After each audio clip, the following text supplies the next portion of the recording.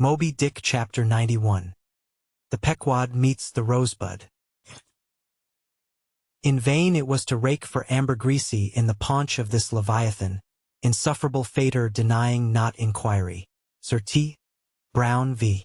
It was a week or two after the last whaling scene recounted, and when we were slowly sailing over a sleepy, vapory midday sea, that the many noses on the Pequod's deck proved more vigilant discoverers than the 3 pairs of eyes aloft. A peculiar and not very pleasant smell was smelt in the sea. "I will bet something now," said Stubb, "that somewhere hereabouts are some of those drugged whales we tickled the other day. I thought they would keel up before long." Presently, the vapors in advance slid aside, and there in the distance lay a ship, whose furled sails betokened that some sort of whale must be alongside. As we glided nearer, the stranger showed French colors from his peak, and by the eddying cloud of vulture seafowl that circled and hovered and swooped around him, it was plain that the whale alongside must be what the fishermen call a blasted whale, that is, a whale that has died unmolested on the sea, and so floated an unappropriated corpse. It may well be conceived what an unsavory odor such a mass must exhale.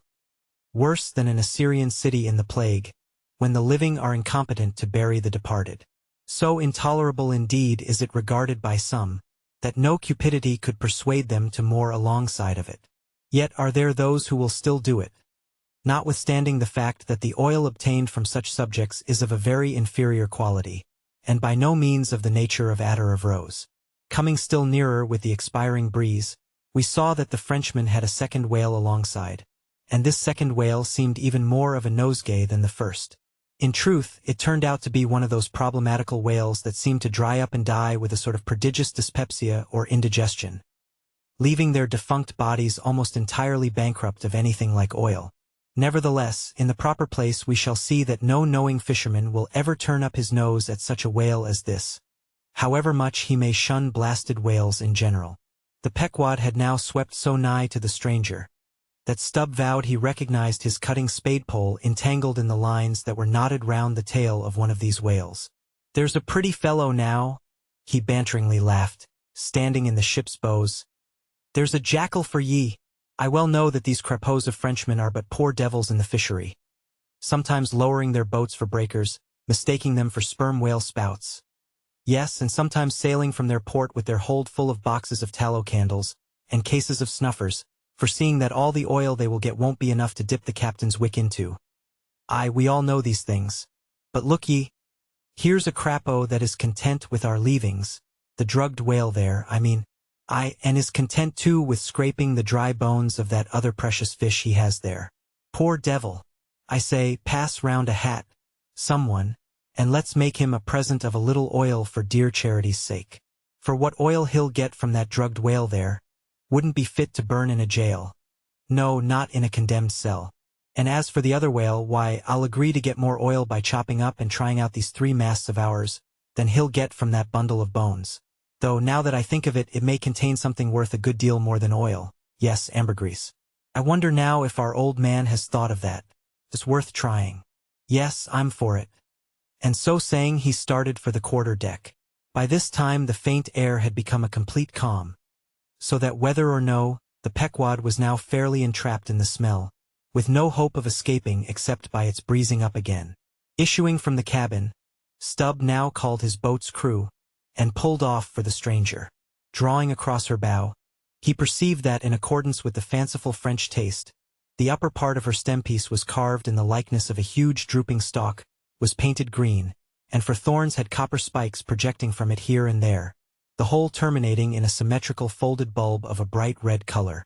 Upon her headboards, in large gilt letters, he read Boughton de Rose, Rosebutton or Rosebud, and this was the romantic name of this aromatic ship. Though Stubb did not understand the Boughton part of the inscription, yet the word rose, and the bulbous figurehead put together, sufficiently explained the whole to him. "A wooden rosebud, eh?"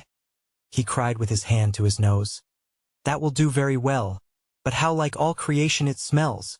Now, in order to hold direct communication with the people on deck, he had to pull round the bows to the starboard side, and thus come close to the blasted whale, and so talk over it. Arrived then at this spot, with one hand still to his nose, he bawled, "Boughton de Rose ahoy! Are there any of you Boughton de Roses that speak English? Yes, rejoined a Guernsey man from the bulwarks, who turned out to be the chief mate. Well, then, my Boughton de Rosebud, have you seen the white whale? What whale? The white whale, a sperm whale, Moby Dick. Have you seen him? Never heard of such a whale. Cachalot blanche. White whale, no. Very good, then. Goodbye now, and I'll call again in a minute. Then rapidly pulling back towards the Pequod, and seeing Ahab leaning over the quarterdeck rail awaiting his report, he molded his two hands into a trumpet and shouted, "No, sir! No!" Upon which Ahab retired, and Stubb returned to the Frenchman. He now perceived that the Guernsey man, who had just got into the chains, and was using a cutting spade, had slung his nose in a sort of bag. "What's the matter with your nose there?" said Stubb. "Broke it. I wish it was broken, or that I didn't have any nose at all," answered the Guernsey man, who did not seem to relish the job he was at very much. "But what are you holding yours for?" "Oh, nothing. It's a wax nose. I have to hold it on. Fine day, ain't it? Air rather gardeny, I should say. Throw us a bunch of posies, will ye, Boughton de Rose?" "What in the devil's name do you want here?" roared the Guernsey man, flying into a sudden passion. "Oh, keep cool. Cool? Yes, that's the word. Why don't you pack those whales in ice while you're working at them? But joking aside, though, do you know, Rosebud, that it's all nonsense trying to get any oil out of such whales? As for that dried-up one, there, he hasn't a gill in his whole carcass. I know that well enough, but, D.C., the captain here won't believe it. This is his first voyage. He was a cologne manufacturer before. But come aboard, and mayhap he'll believe you if he won't me, and so I'll get out of this dirty scrape." "Anything to oblige ye, my sweet and pleasant fellow," rejoined Stubb, and with that he soon mounted to the deck. There a queer scene presented itself. The sailors, in tasseled caps of red worsted, were getting the heavy tackles in readiness for the whales. But they worked rather slow and talked very fast, and seemed in anything but a good humor. All their noses upwardly projected from their faces like so many jib-booms. Now and then pairs of them would drop their work, and run up to the masthead to get some fresh air. Some thinking they would catch the plague, dipped oakum in coal tar, and at intervals held it to their nostrils. Others, having broken the stems of their pipes almost short off at the bowl, were vigorously puffing tobacco smoke, so that it constantly filled their olfactories. Stubb was struck by a shower of outcries and anathemas proceeding from the captain's roundhouse abaft, and looking in that direction saw a fiery face thrust from behind the door, which was held ajar from within. This was the tormented surgeon, who, after in vain remonstrating against the proceedings of the day, had betaken himself to the captain's roundhouse, cabinet he called it, to avoid the pest, but still could not help yelling out his entreaties and indignations at times. Marking all this, Stubb argued well for his scheme, and turning to the Guernsey man had a little chat with him, during which the stranger mate expressed his detestation of his captain as a conceited ignoramus, who had brought them all into so unsavory and unprofitable a pickle. Sounding him carefully, Stubb further perceived that the Guernsey man had not the slightest suspicion concerning the ambergris.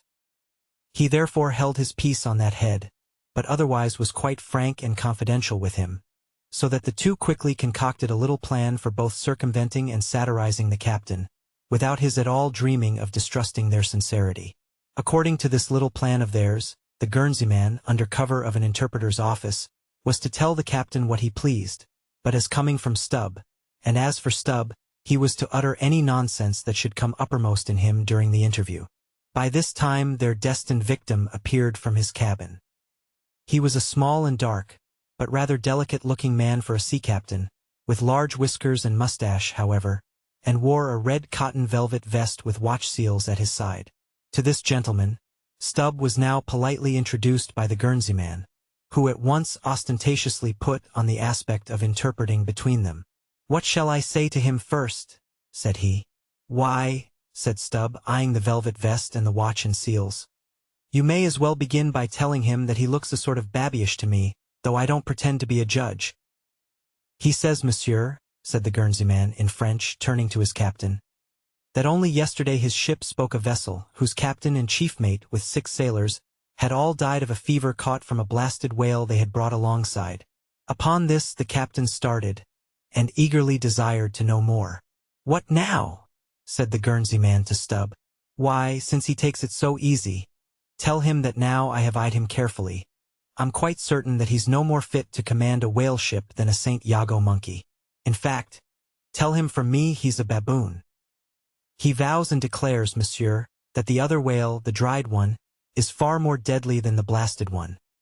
In fine, monsieur, he conjures us, as we value our lives, to cut loose from these fish." Instantly the captain ran forward, and in a loud voice commanded his crew to desist from hoisting the cutting tackles, and at once cast loose the cables and chains confining the whales to the ship. "What now?" said the Guernsey man, when the captain had returned to them. "Why, let me see. Yes, you may as well tell him now that, in fact, tell him I've diddled him, and, aside to himself, perhaps somebody else.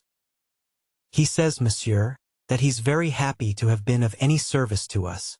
Hearing this, the captain vowed that they were the grateful parties, meaning himself and mate, and concluded by inviting Stubb down into his cabin to drink a bottle of Bordeaux. "He wants you to take a glass of wine with him," said the interpreter.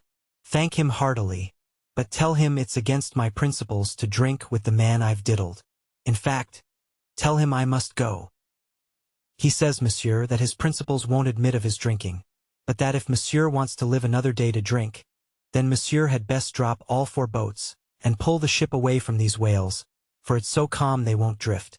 By this time Stubb was over the side, and getting into his boat, hailed the Guernsey man to this effect, that having a long tow line in his boat, he would do what he could to help them, by pulling out the lighter whale of the 2 from the ship's side.